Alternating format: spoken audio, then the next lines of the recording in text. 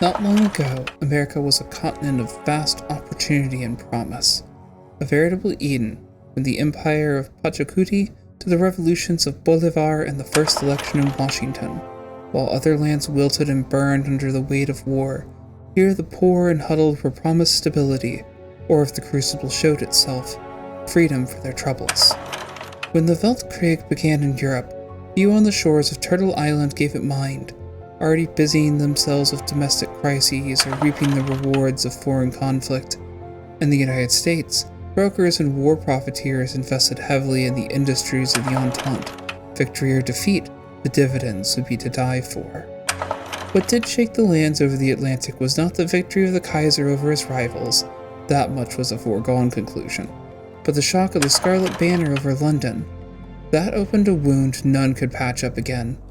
With the British and French empires on the back foot, dozens of loans were left to default. With that, the wealth of Wall Street vanished from night to day.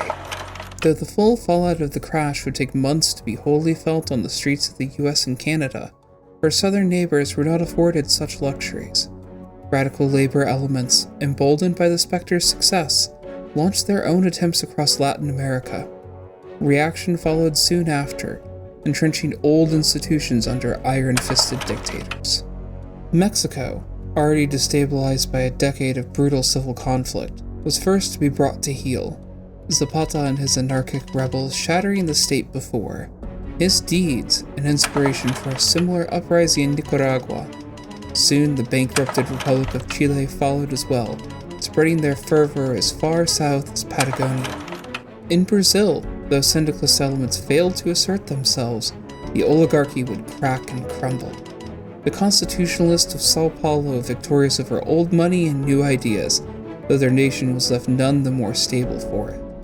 By 1928, the Depression finally came crashing against Chesapeake Bay. Radicalism already ran rampant, made all the worse by the disastrous handling of the recession by Herbert Hoover. Nonetheless, a close call in 1932 still saw his inauguration as president. The opposition splintered by the Socialist Party of America, the Farmer Labor Party, and the newly founded America First. 4 years hence, elections loom over much of the continent, a careful balance soon to be utterly shattered. America stands on the precipice of history, but will either run by its flow or be swept by it. The hounds of war bark in the old world, and their lust for blood corrupts even the serene waters of the new. Be it by the people's will or a strong man's dictate, change will come.